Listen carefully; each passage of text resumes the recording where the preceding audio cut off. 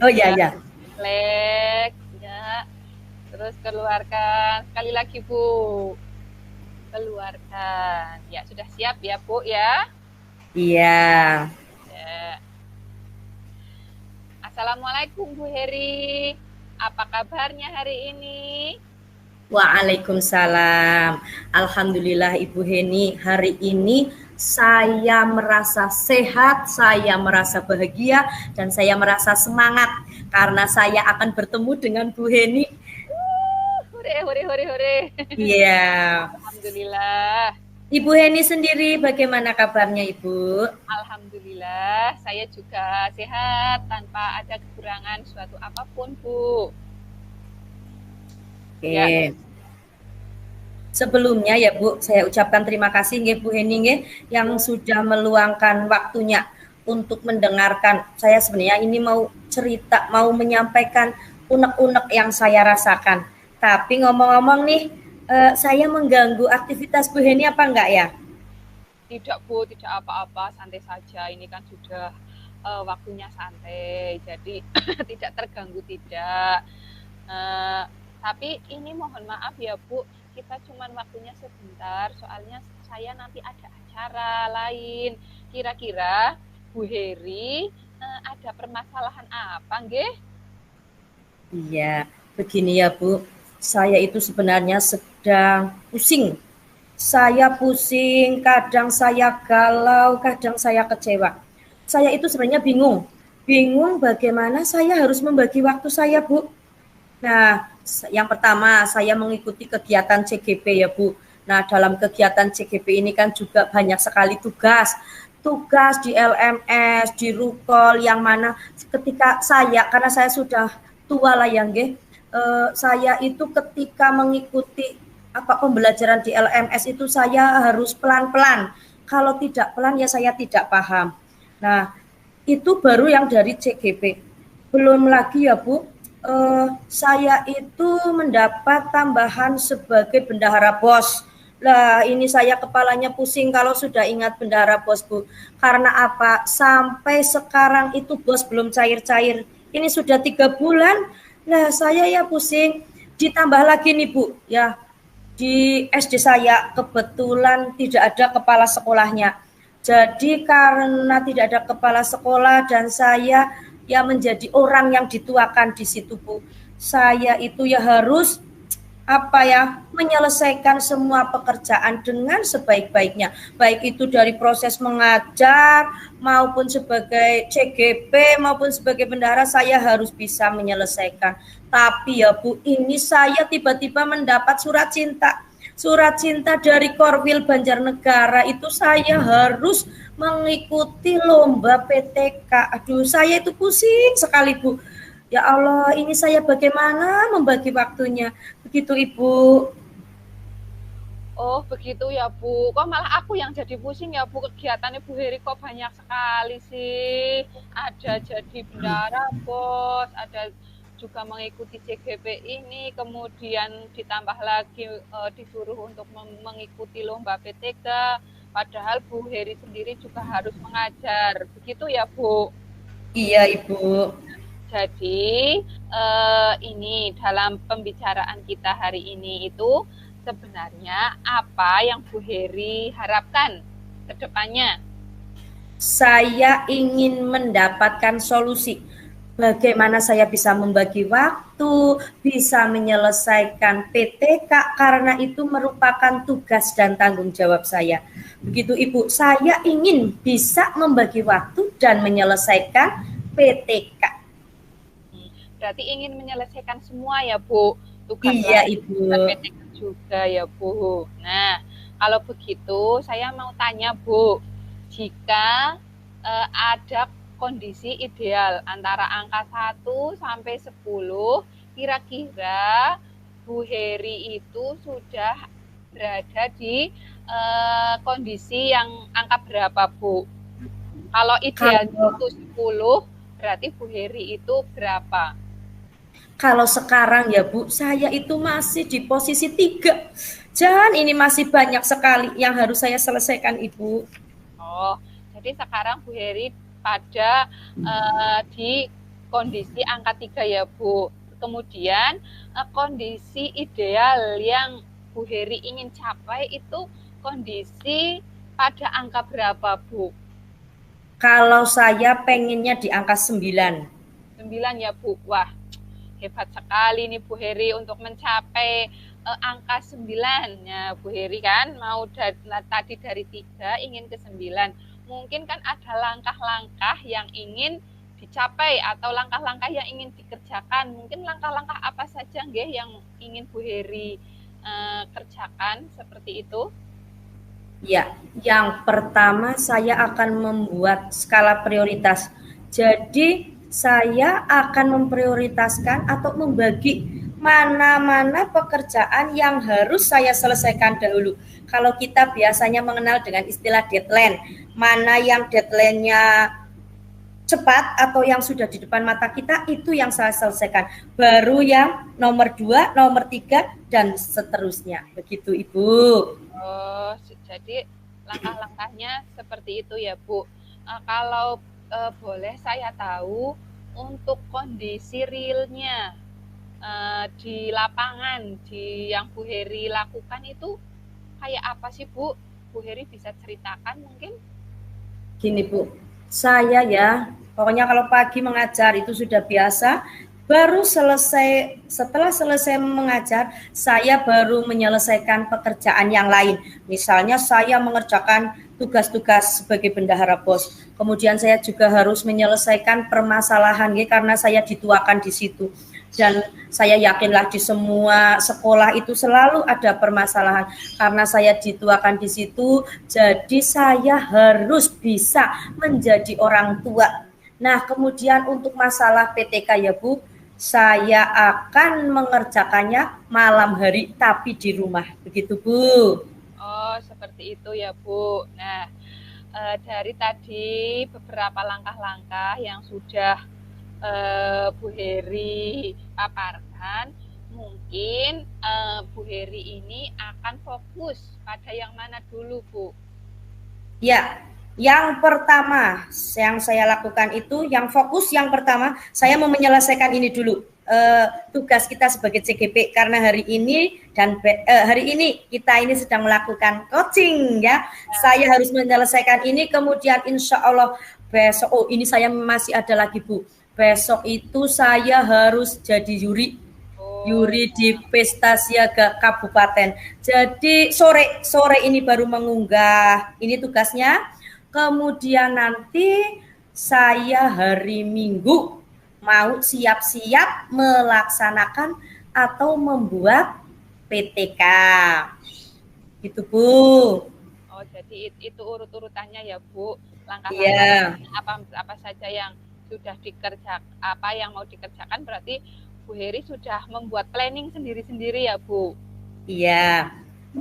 Nah, kemudian dalam kaitannya tadi sudah membuat rencana, mungkin ada pihak-pihak yang terlibat yang nantinya akan diikut sertakan dalam kegiatan Bu Heri, atau Bu Heri sendiri yang akan menghandle, mungkin bagaimana? Iya, ini rencana saya ya, kalau pembuatan PTK itu saya biasanya melaksanakannya sendiri. Tetapi saya juga harus konsultasi dengan kepala sekolah, di mana nantinya itu yang namanya pembuatan PTK kan terlibat dengan murid-murid saya juga.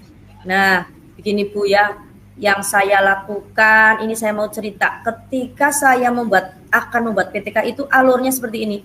Yang pertama saya akan membaca juknis dulu, juknis dari lomba PTK itu bagaimana, saya pelajari. Itu akan saya rencanakan mulai hari Minggu sih Bu. Nah setelah itu kan tadi saya sebenarnya bingung. Tapi ini saya sudah mulai terbuka, sudah mulai ada gambaran. Ketika saya mau membuat PTK itu, saya akan membuat PTK yang seperti apa. Ini sudah muncul nih Bu, jadinya terima kasih nih Bu. Muncul bahwa saya setelah mempelajari juknis itu, saya akan membuat itulah yang pertama kan latar belakang, terus tujuan dan sebagainya, di mana yang namanya PTK itu kan biasanya ya Bu, ada proses pembelajaran seperti apa, dengan menggunakan apa, yang mana hasilnya itu menjadi lebih baik. Nah, Yang namanya PTK itu kan pertama itu dari siklus awal anak-anak itu nilainya masih di bawah KKM semua. Kemudian saya mencoba lagi, ini sudah pernah saya laksanakan sih Bu. Itu siklus yang kedua saya menggunakan sudah praktek dengan murid. Ini masalah bilangan bulat. Sudah praktek dengan murid, murid sudah saya suruh maju mundur, kan bilangan negatif bilangan positif itu seperti itu. Kemudian sudah tak suruh geser ke kanan, geser ke kiri, sudah menggunakan garis bilangan, tapi ternyata belum bisa juga itu pada siklus pertama. Kemudian saya coba lagi dengan siklus kedua. Siklus kedua itu saya menggunakan sebuah permainan. Nah, namanya itu permainan papan catur ajaib gitu Bu. Kalau Ibu tahu papan catur biasa warnanya kan hitam putih. Nah, kalau saya membuatnya saya beri warna merah, kuning, hijau dan seperti itu. Nah, di papan catur biasa yang berjalan kan itu kuda-kudanya. Lah kalau papan caturnya saya yang berjalan itu angka-angka penjumlahan dan pengurangan bilangan bulat, yang mana ya Bu saya modifikasi itu hasilnya kalau ke kanan dijumlah semua itu 0, ke kiri dijumlah ya semua ya 0, ke samping itu ya 0, ke samping sini sudut sini 0 semua. Itu Bu saya akan menggunakan permainan papan catur, saya beri nama papan catur ajaib begitu Bu. Sangat menarik sekali ini Bu Heri. Nah, berarti untuk yang akan terlibat berarti yang pertama adalah murid ya Bu. Iya. Betul. Nah, kemudian guru terlibat apa enggak di dalamnya Bu? Kalau saya biasanya tidak, saya sendiri saja. Oh, kayak gitu nggih. Oh ya, bagus sekali Bu Heri. Sepertinya Bu Heri ini dengan coaching kita ini sepertinya sudah ada jalan keluarnya ya Bu. Iya. Kemudian sudah ya Bu, sudah tercerahkan, sudah mendapatkan solusi dari apa yang Ibu Heri rasakan ya. Iya Ibu. Nah, selanjutnya nanti saya tunggu hasilnya dari pembuatan PTK Bu Heri, nggih.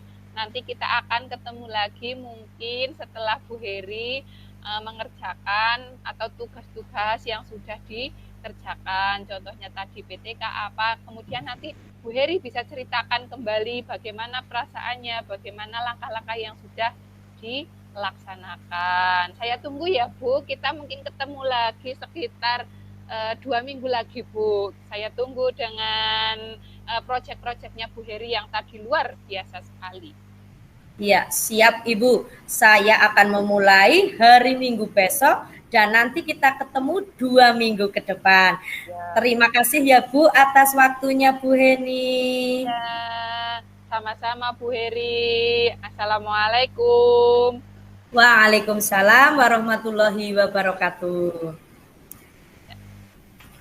Langsung aja kita masuk pada refleksi diri ya.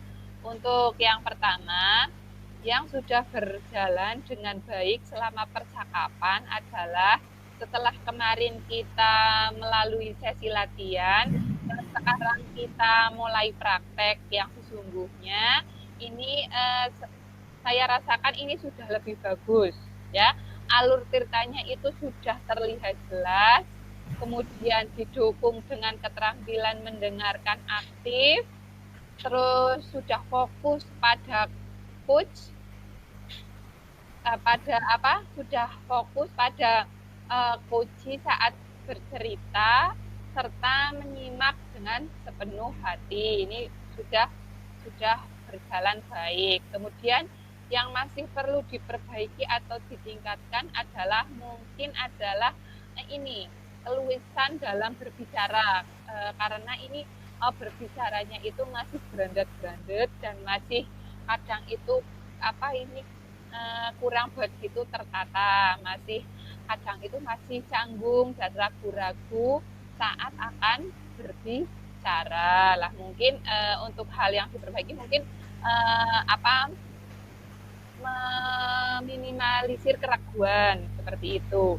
Untuk yang selanjutnya, yang saya lakukan untuk tetap dalam kondisi present atau kehadiran penuh sebelum dan saat melakukan coaching adalah untuk sebelum tadi kita sudah melakukan teknik stop, yaitu tarik nafas dan hening sejenak untuk menetralisir perasaan kita. Kemudian pada waktu saat melakukan coaching, yang saya lakukan adalah saya sebagai coach itu hadir sepenuhnya dan mendengarkan dengan tulus dan hikmat apa yang tadi coaching bicarakan. Kemudian juga memberikan umpan balik atau umpan balik dari bahasa tubuh. Mungkin itu. Kemudian yang akan saya lakukan untuk memperbaiki atau meningkatkannya adalah yang pertama, saya akan menggali lebih dalam tentang alur tirta yang sebenarnya. Karena dalam hal ini, dalam alur tirta saya belum mendalami secara dalam lah. Mungkin kedepannya saya akan belajar lagi, membaca lagi tentang alur tirta yang sebenarnya itu yang seperti apa, supaya saya itu dapat menerapkan alur tirta secara baik dan benar. Nah, kemudian dari refleksi tadi ya, seterus sudah melakukan coaching yang kita lakukan, saya juga membutuhkan umpan balik dari Bu Heri selaku coach saya. Nah, ini Bu Heri cuma apa yang Ibu Heri rasakan pada saat coaching oleh saya, Bu. Monggo, Bu Heri. Ya, terima kasih Ibu. Yang saya rasakan ketika kita melakukan coaching itu ya, perasaan saya rileks. Saya rileks, saya nyaman, saya bisa menemukan solusi yang kemarin itu kepala saya sebenarnya pusing sekali. Nah, dari pertemuan ini, alhamdulillah saya termotivasi untuk bisa meningkatkan kemampuan saya, untuk bisa menyelesaikan kegiatan PTK. Saya insya Allah akan bisa membagi waktu saya. Gitu Ibu, terima kasih. Terima kasih Bu Heri.